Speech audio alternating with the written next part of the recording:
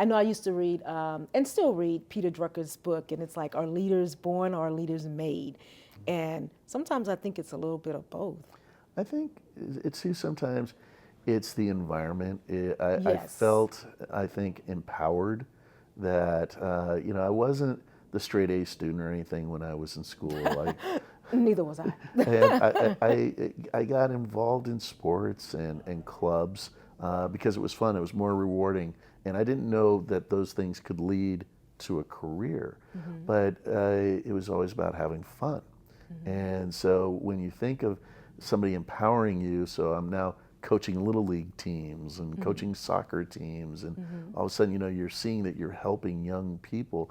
I almost feel like it was a calling. It wasn't Yes. something that, gosh, I'm going to go out and be a leader. It's like, how Yes. can I help, somebody grow? I love that. Hello, and welcome to the Leadership Reality Podcast with your girl, Tige Charity. This podcast is for C-suite leaders to discuss their experiences and provide insight, encouragement, and inspiration for seasoned and inspiring leaders, offering valuable solutions to today's challenges that will inspire, ignite, and invigorate new and seasoned leaders to walk in their God-given authority with compassion, kindness, and empathy. So sit back, relax, and be prepared to be inspired with today's episode of Leadership Reality. Thank you. Welcome to another episode of Leadership Realities with me, Tige Charity, where we will be sharing tales from the top. Our guest today is my friend, someone I have on speed dial. Trust me, I do. One of the best storytellers I know. He is a leader. His name is Scott Pansky, and he is the co-founder of Allison's & Partner, an award-winning PR firm. Scott is the head of the agency's Social Impact Group, and now the author of Playing Together in the Sandbox. There is so much to share about Scott, but I'm gonna let him share most of the story, okay? Welcome to the show, Scott, and thank you for saying yes. My pleasure. It's an honor to be here. Thank you. Oh my gosh, I want to first just start, before we even talk about when you knew you were a leader or when you first embraced, I want to talk for congratulations, because you just received a new award, you personally, for all the work you do with nonprofit leadership and just your social impact work that you do. So congratulations. Thank you very much. That. But we were talking before the show, just all of the nonprofits boards that you sit on. Give me a little bit about that. Aside from being the co-founder of Allison's & Partner, tell me the boards that you're on. Oh gosh, I serve as the chairperson of San Diego State's Journalism and Media Studies Advisory Board. I co-chair the Education and Workforce Development Committee for the LA Area Chamber of Commerce and sit on the Los Angeles Unified School District Citizens Bond Oversight Committee. I also serve on the board of SIE, which is an entertainment social impact nonprofit. I sit on the Center for Nonprofit Management's board, and I get to help you as an advisor to your board and to City Scholars Foundation. Now you know why I have him on speed dial, right? So tell me, Scott, when did you first know that, you were a leader, that like I'm stepping into this leadership role? When did you first identify yourself as? I've never really thought of it as direct as that. I remember once I talked to one of my clients and I asked him the same question. He said, when I was playing Little League, I used to be always asked to help lead my team, and that's how I became a leader. And for me, it was interesting as I started my career later in life. I got into public relations at the age of 28. And I used to bounce around between working at a Round Table pizza parlor and working at Oshman's sporting goods stores. And when I finally started getting into the career of PR, I asked my mom, I said, were you ever worried about me? Because I just didn't have direction. Right. And she said, no. I was never worried about you. And I said, why? She said, well, every time you took on a job, you got into a leadership position. You were the manager of the sporting goods store. You were the manager of the pizza restaurant. So I didn't know what you were going to do, but I knew you were going to be successful. And so that's where kind of I saw that leadership, I think, probably for the first time. I love that. So just innately, it's sort of who you are. I mean, it's just kind of, I know I used to read and still read Peter Drucker's book, and it's like, are leaders born or are leaders made? And sometimes I think it's a little bit of both. I think it's too, sometimes it's the environment.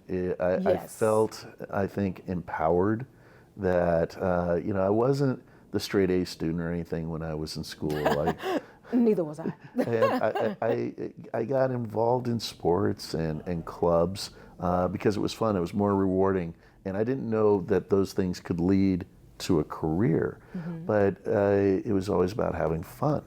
And so when you think of somebody empowering you, so I'm now coaching little league teams and coaching soccer teams, and all of a sudden, you're seeing that you're helping young people. I almost feel like it was a calling. It wasn't something that, gosh, I'm going to go out and be a leader. It's like, how can I help, somebody grow? I love that. And you have helped so many people grow. I am the recipient of one of those people who you have helped grow. So let's talk about Allison's and Partner. How did that come to be as co-founder? How did you create this PR firm? And tell me about some of the challenges in starting a business. Gosh, it's a great story. Thank you for the question. So today, believe it or not, actually, we've changed our name from Allison and Partners to Allison Worldwide. We have grown from our humble beginnings to a global marketing and communications firm. So we started off, I'll even go back this month when we've taped this, I'm celebrating my 32nd year of working with Scott Allison. Wow, congratulations. And thank you very, very much. Scott and I worked for a small public relations firm in San Diego called the Gable Group. I was hired as a 28-year-old account coordinator, and Scott was my supervisor. And I was learning where he had already had several years of experience, and he used to call me the diamond in the rough because I'd come up with creative ideas, and he'd find ways to harness those and turn them into something. And we'd worked together for about 8 years in San Diego, and then he got recruited to join a PR firm called Kuhner Communications. Kuhner was headquartered in New York, and their CFO was a gentleman named Andy Hardy Brown, and Andy had recruited Scott to join that company. He moved to San Francisco, and then a few months later, Scott called me up and said, "I'd like you to join the company."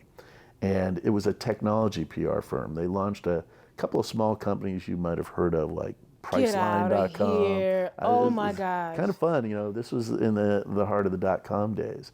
Wow. And so Scott recruited me, and I opened up the Los Angeles office for Kuhner back in December of '99. Okay. And then came the fall of the .coms, and it was interesting.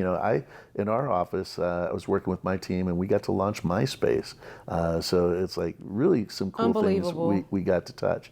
And that as the .coms were now going down, there were pink slip parties in San Francisco, and Scott and Andy got together in San Francisco one day, and literally, I'm not making it up, they had the napkin meeting.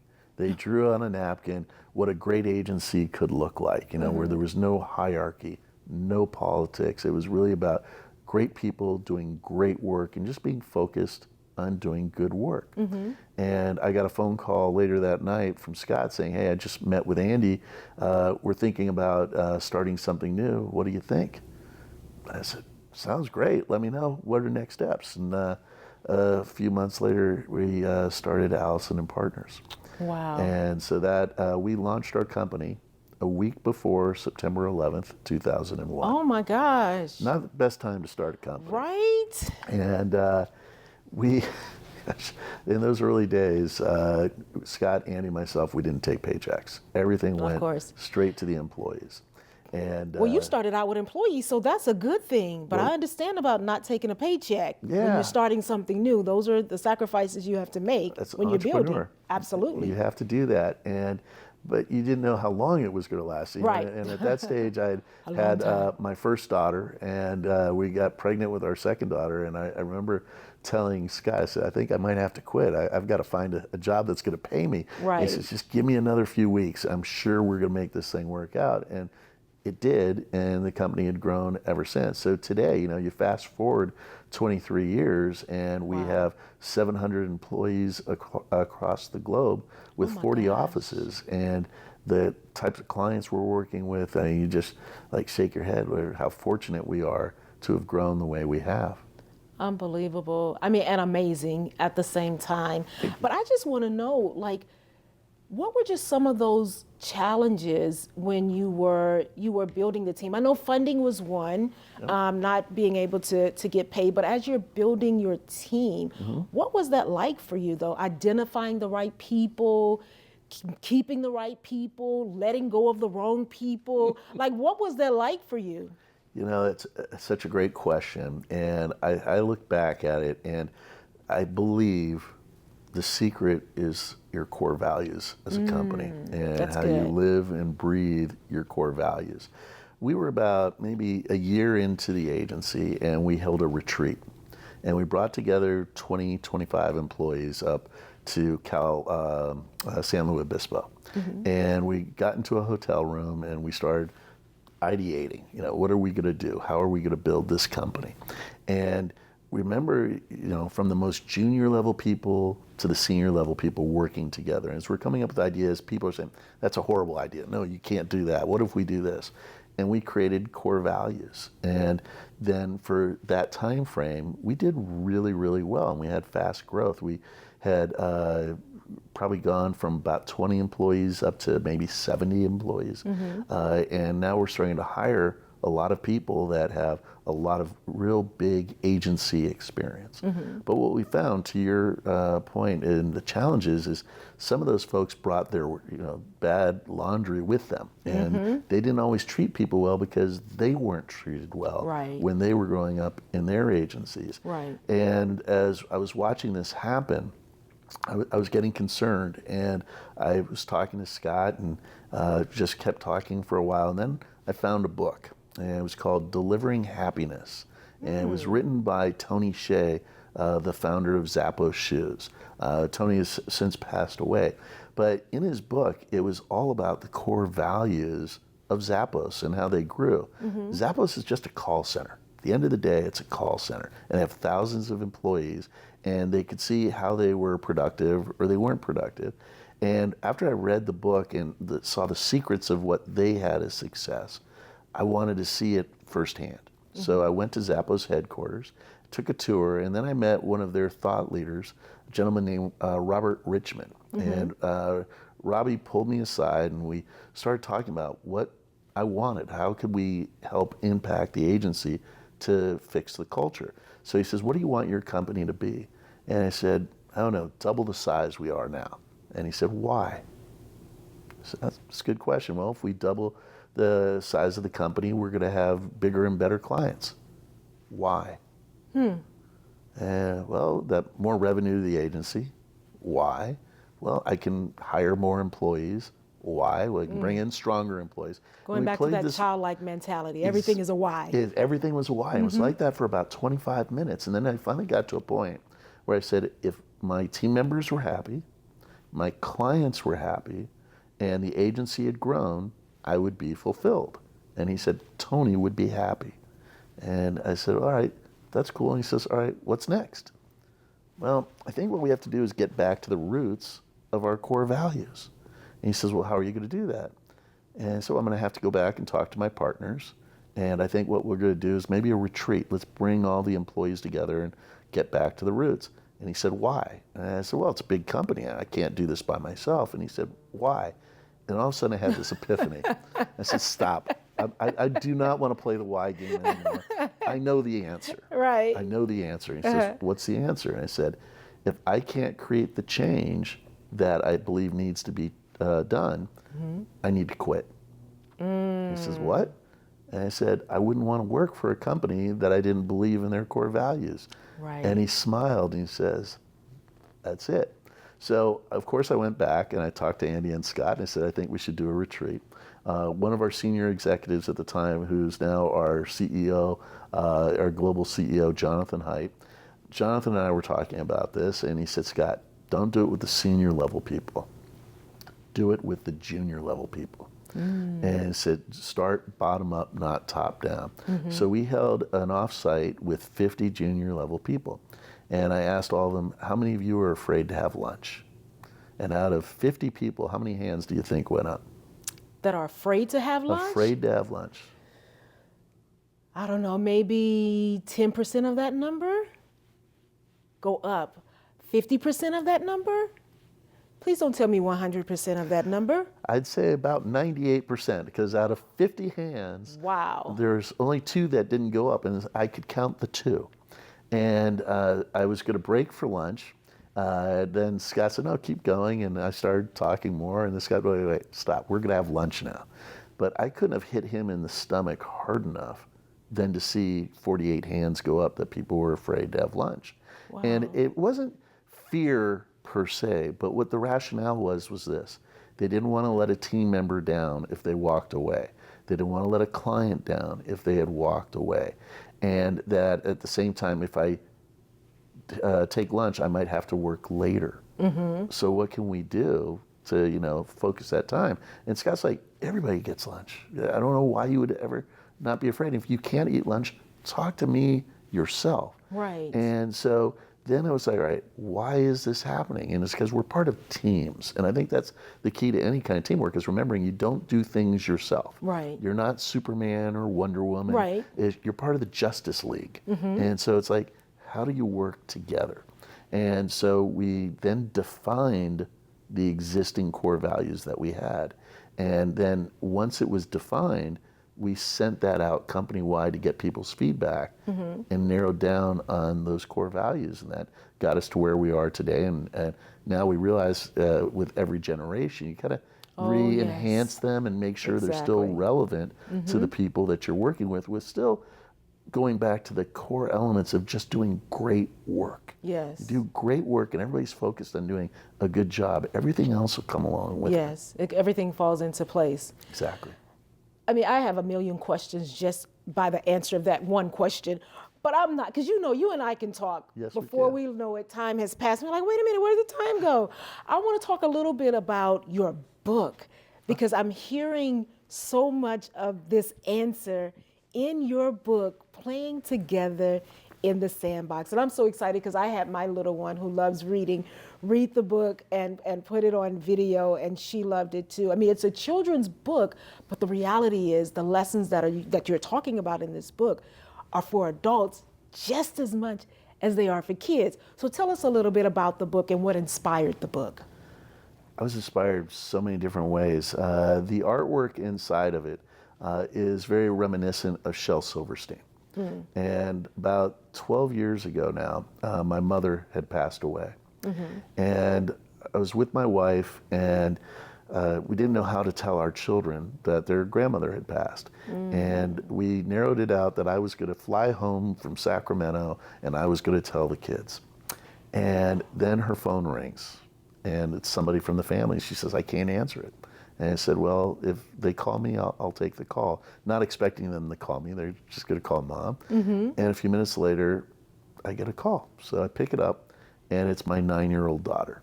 Oh. And she says, Daddy, how are you? I said, I'm good.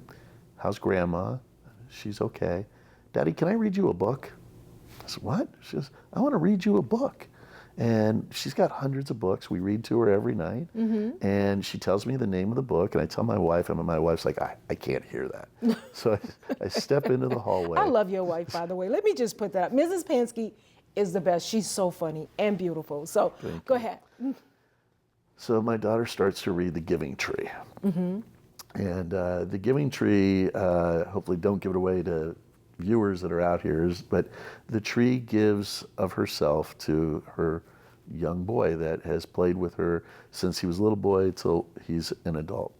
And every time the tree gave of herself to the boy, the sentence would come up, and the tree was happy. And the tree was happy. And I wouldn't call it a religious experience, but it was really an epiphany to which I started thinking, it's like, my mom gave me everything she could, and she's happy. Yes. And so that always stuck with me. And Shel Silverstein was black and white books, and he had a little red apple that had been in that book. So I had started writing a book. We have a sabbatical that we give to our employees after every 5 years. I took my first after my 21st year. And I went and I wrote a book on mentorship. And it was 60,000 words, and interviewed business executives and celebrities, and started pulling it together. And then got back to work, and then I realized something, that not necessarily everybody plays nice in the sandbox. And I started thinking, if they don't play nice in the sandbox today, they probably didn't play nice in the sandbox when they were 5 years old. Right. So what if I wrote a book, like a Shel Silverstein book, that was geared to the 5-year-old to start teaching them how to play nice in the sandbox today, that mom and dad are going to read this book to their child. A teacher could read that book to the child, and I could get both audiences. Yes. And so that was the initial inspiration for the book. And then one of the other things that happened when I was working with the artist, that the whole book was written, but I knew I was allowed to have one color in the book.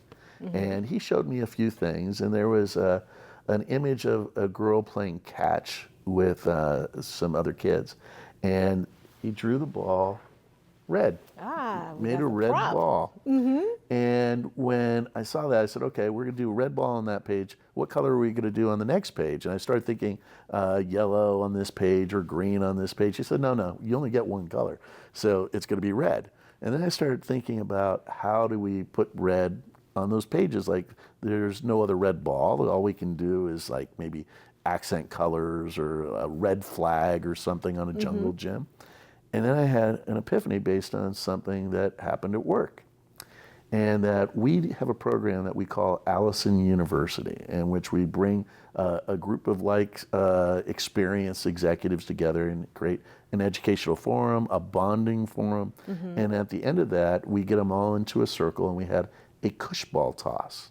And what did you learn from this Allison University experience? And I said, that's it.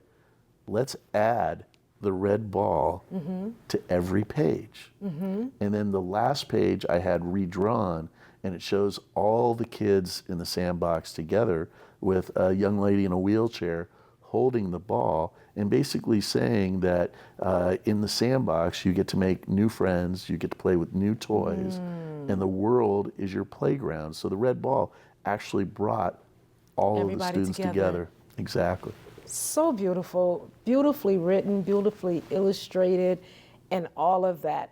I just want to know, you are now taking this book and you're using it to share with college students in the corporate space, getting teams to work together. How did that change for you? We started out as a children's book, and now you're using it to educate adults. Like, when did that shift happen for you? I was actually, you might remember this actually. You were on this call, if I remember correctly. So I was counseling 5 nonprofits on marketing and raising funds. Oh, yes. And that I was on that call. Were you on this call? So you keep me honest here in how I'm remembering this. Is I was listening to a lot of excuses to why people couldn't raise money. Yep, I was probably one of those. I'm not going to call you out because I don't think you were, but let's say you were for the sake of the conversation. Okay. So as I'm listening to all these excuses, I started thinking about the book, and I started reading some of the lessons that were on the bottom of the pages, because we hadn't printed the book yet. And when I was listening to this, I was saying, wait a second. When you were 5 years old, you didn't have any inhibitions. There was nobody with a hand in your face saying, no, Tige, that's a bad idea. No, Tige, you shouldn't do this. Tige, why don't you do that later? There was nobody who did that.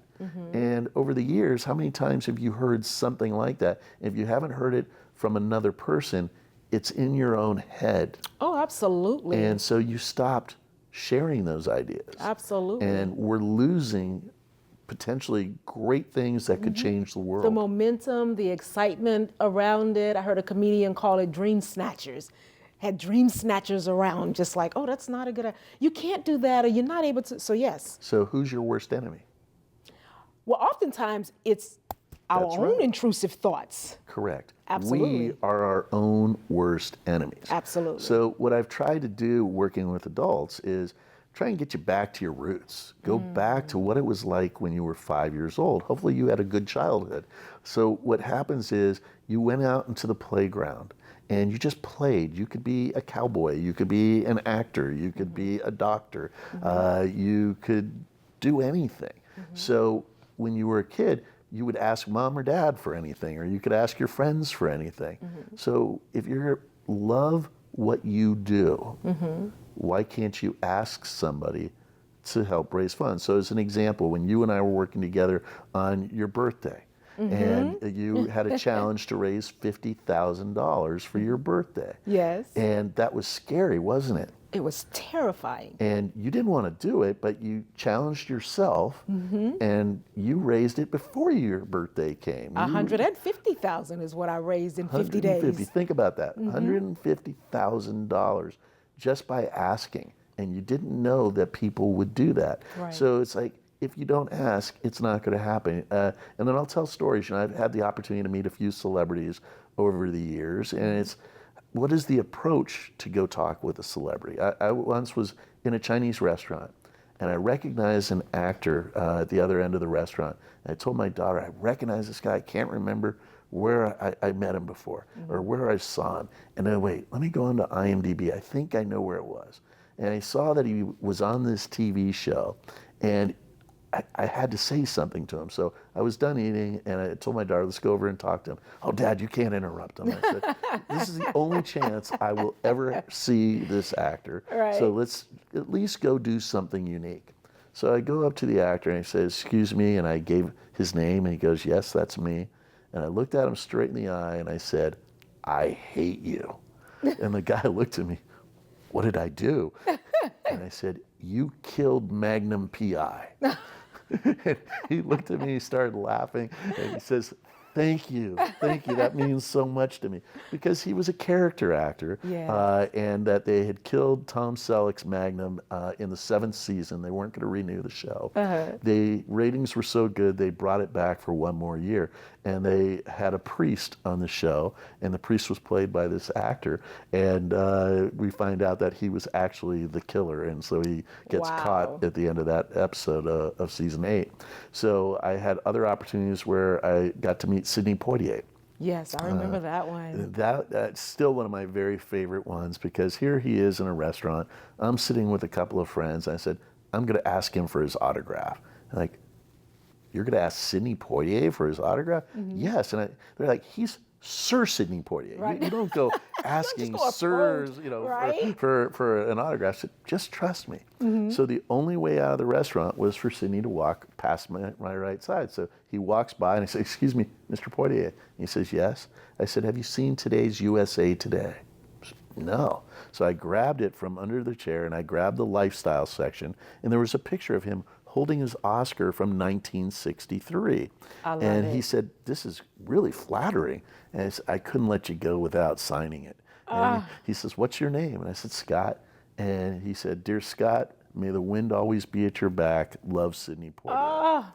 And I treasure I've heard the story before, and I still get chills every time I hear it. He was such a wonderful human being. I sent a note to the reporter at USA Today, who responded right away, explaining the same thing. Sidney was incredible. And it turned out he was in town because Denzel Washington was going to be giving him his honorary Academy Award later that night. So he just could not have You were had in a the better right opportunity. place at the right time. Absolutely. So that's what I want to encourage people, like with the college students.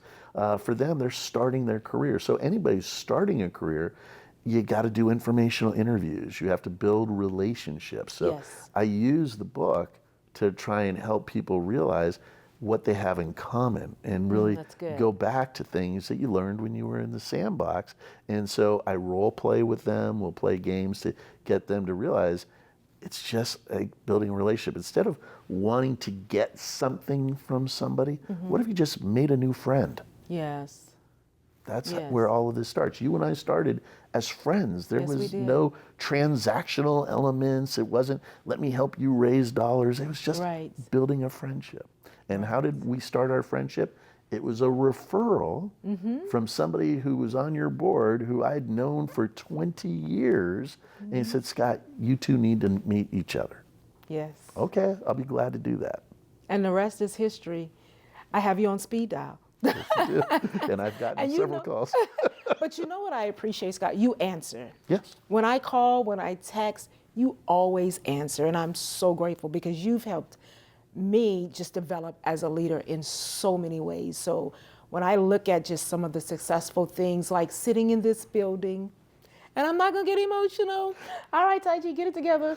Sitting in this building points back to you because it was you who referred me to the Economic Resource Group, to Sam Hodges, I believe. Yep. Sam Hodges got one of his team members, I think it was the president of his company, Albert, to work with me. Albert referred us to LISC, the Local Initiative Service Corp. And it was the Local Initiative Service Corp that gave us a grant for the down payment of our building, and they ended up financing this building. So we're sitting in this set, and it points back to you. Well, that's a lot, but I will tell you this, and I mean this wholeheartedly, is this is 100% because of you. It's not me. It's relationships, right? And in a relationship, you have to trust somebody. And you earned my respect. You've earned my trust over the years. So when I provide a referral, I look at these things like it's a win-win, right? It's got to be a win for Sam, and that Sam was helping small nonprofits, organizations that were led by diversity. It was something they really believed strong in. Mm-hmm. So that seemed like a natural. You're telling me that you'd like to have a studio someday. Mm-hmm. What could it look like? What do you want to do? Mm-hmm. And we started chatting and said, wait, I met Sam. I bet I can put you two together. And you know, the magic happened because of you. I just was able to help open a door, but that's what relationships are about. And I think a lesson I would leave with your audience is, you know, we're all relationship rich. Yes. We're all relationship rich. So you may not have a lot of money to make a donation or things of that nature, but if you can help open one door for somebody, you've made a huge difference. That's so real and so true. Well, I am grateful because you've helped open a few doors. I'm in a leadership program because of you where I've been, y'all, for about 8 years now, and I love it. You've met some of my guests through that leadership program, but that was because of you, Scott. You opened the door for me to start, and I've just been growing, and you've talked me off the edge a few times because, y'all, I don't take no very well. Let me just say that real quickly. And there are times when I've gotten a no, and I call Scott, I'm done. Scott's like, wait a minute. Calm down. And you've talked me off the edge a few times. So I'm just grateful for our friendship and just for the professional in you, who you are. You give back on so many levels and to so many people. We've talked about all the nonprofits who you serve on the board of, and you've also, I think you've taken my board through some leadership training. Yep. And you're just the best storyteller, from how you met your wife and how you got married. I have a book of Scott Pansky's story. I just wish we had the time to do an 8-hour show with just. I'll come back. Scott. You will come back. You will come back. But thank you so much, Scott, for being here. We're going to make sure we share with our audience how they can purchase the book. But for right now, tell our audience how they can purchase the book. Just go to Amazon.com and put in Playing Together in the Sandbox, or put in Scott Pansky, and hopefully the book will pop up and you'll be able to do that. Otherwise, it's on bookbaby.com/bookshop, and you'll find my book there. I used bookbaby.com to help promote and put the book together. Awesome. Is the firm taking any new clients as well? The firm is always taking new clients. All right, tell us how up-and-coming businesses or established businesses can perhaps hire Allison's and partner, or Allison's Worldwide now, Allison Worldwide. Allison Worldwide, I love that. How they can hire Allison Worldwide to be their PR firm. So you can go to AllisonWorldwide.com, and there's places there that you can inquire and ask questions. You can always reach out to me on LinkedIn, and happy to respond to any inquiry. The agency is full service, whether it's creative and digital and influencer to traditional PR and communications across healthcare, consumer, hospitality, corporate, social impact, and purpose-driven programs. We've got something for everybody, but at the end of the day, you got to do what's right for your company. And hope maybe we're in your consideration. I love it. And I know that for those of you who actually got a chance to see me on the Kelly Clarkson show, it was Scott and his team that really helped prepared and did all of the behind the scene work to make sure that that was a successful opportunity for the organization. So I got a list of thank yous to Scott, okay? But thank you again. Who is your favorite leader? Or who would you, or one of your favorite leaders? Because you might have quite a few. The person who's impacted my life the most as a business leader is definitely Scott Allison.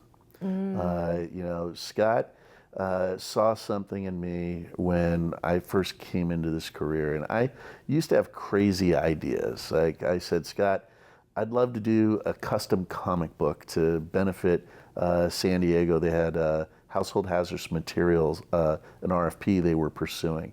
And I had seen a comic book that was printed using 100% recycled paper and soy-based inks.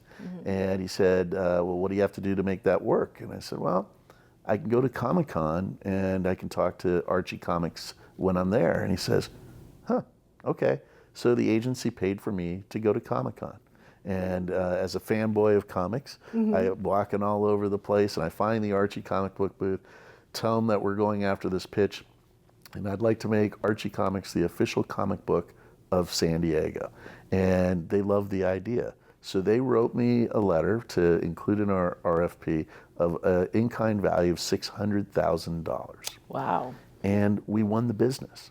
And the client came in and said, whose idea was that to do the custom comic book? And our CEO at the time said, well, that was Scott Pansky, our account coordinator, which was an entry-level position. And she said, that's why you won this business. That's how you differentiated yourself from the other RFPs.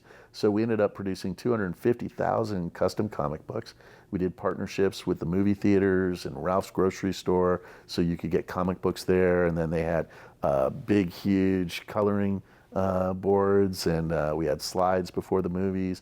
The Fox Channel 6 affiliate in San Diego did public service announcements with San Diego, with Archie. Archie led the Earth Day parade. Like, it's a huge integrated opportunity. Wow. Later, we ended up going after the San Diego Comic-Con as a client. And in that situation, we made the pitch. Comic-Con chose us. They wrote us a check right that day. And we had something called unwind time. And if I had made the announcement, I would have said, look what we just won, and showed that we had won the business. Scott Allison stood up with the check and he said, look what Pansky brought in.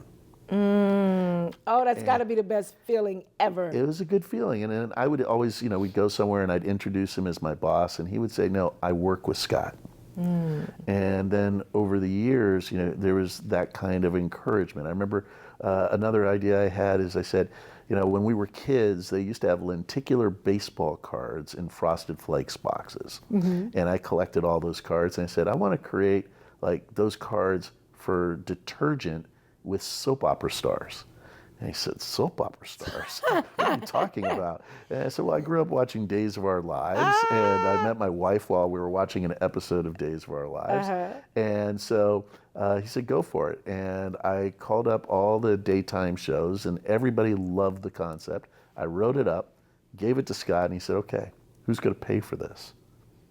Oh, I hadn't thought about that. And I couldn't figure that out, so it had passed away. Today I know I could pitch it to the brands, and the brands would pay for it, but I just didn't pick that up when I had started. And you fast forward, we move here to Los Angeles, and my wife and I are at AIDS Project Los Angeles event. They have a tour at Universal Studios and auction items that are there. One of them was a tour of Days of Our Lives. So we hovered over it all night and we won the auction item. We took a tour of Days of Our Lives. Now I'm meeting all the actors and I'm meeting the producers and their public relations people. And later, a friend of mine who represented Mrs. Fields Cookies said, you know, we're trying to find a partnership with a women's magazine, and they've all turned us down. I said, well, you thought about doing something with soap operas? No, never. And I told her about my experience. So I ended up pitching it to Days of Our Lives, and we did a national promotion with Days of Our Lives, Mrs. Fields Cookies, and the Leukemia and Lymphoma Society. Oh my gosh. Mrs. Fields and Days were the official partners for the Light the Night Walk. Days of Our Lives incorporated the Light the Night Walk onto its show, and the actors were on the charity and the corporation's point of purchase displays, 8.5 million brochures to promote the walk. It was just a completely integrated program. But this is stuff that if Scott hadn't supported me, if he's go for this, if Scott wouldn't have recruited me from San Diego to open up this Connors office in LA, if Scott hadn't invited me to participate when we launched Allison in the first place, you know, my career would be in a completely different spot. So I really give Scott a lot of that credit. It's something about the Scotts in the world, right? Maybe so, but he's a really special guy. I love that. Thank you so much, Scott. I mean, when I say this has just been a real treat for me, we get to talk all the time, but I just know there's so many amazing nuggets that have been shared today. Scott is a phenomenal storyteller, and he has the best stories to tell. So I want to make sure that you all are supporting the book. Please pick up your copy from Amazon.com. We'll make sure to drop all the resources in the description. And don't forget to do those 3 magical things: like, share, and subscribe. Until next time, we're bringing you Tales from the Top in Leadership Realities with Tige Charity. Have an amazing day. Bye. All right, ladies and gentlemen, that is our show for today. I hope you were inspired and you gained some valuable nuggets that will help you to become a better leader and to walk in your God-given authority. Bye, until next time.